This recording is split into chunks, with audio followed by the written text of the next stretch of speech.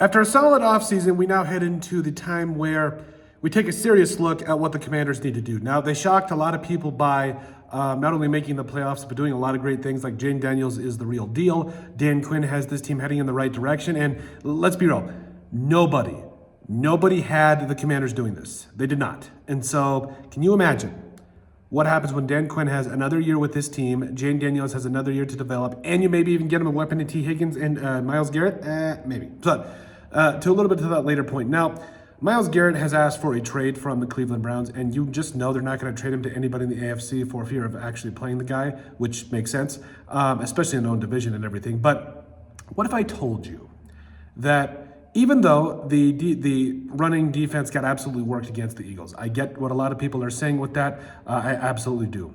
But what if I told you you could get a tier 1 pass rusher that you could bring in and immediately have at least double-digit sacks, help in the running game, and just absolutely make this pass rush the best in the NFL? No question.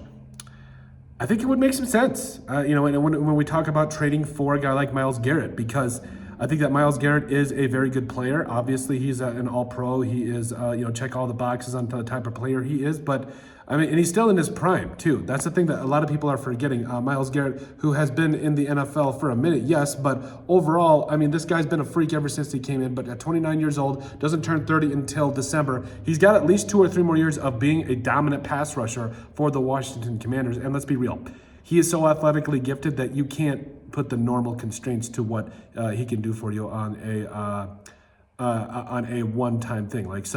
I really feel like Myles Garrett is somebody that should be on the Commanders' radar, and especially what he could do for this pass rush, it would be absolutely nasty. Can you imagine Myles Garrett, T. Higgins?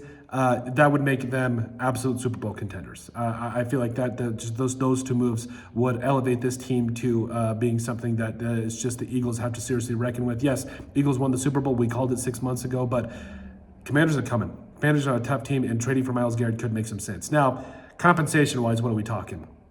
We're probably talking at least 1-1, maybe 2, but at least 1-1, maybe a 2 and some change, or a 1 this year, a 2 next year, and some change this year. So it's going to be kind of a steep price, but you hope, and I've heard this from a couple of different, one of the main podcasts that I watch, Purple for the Win. If you're Vikings fans, you can watch that one. But one of his mantras is the fact that you hope that whoever you draft in the first round, or whoever you draft, is a one scintilla of the player that a guy like Myles Garrett is. And Myles Garrett, I think he's a first ballot Hall of Famer.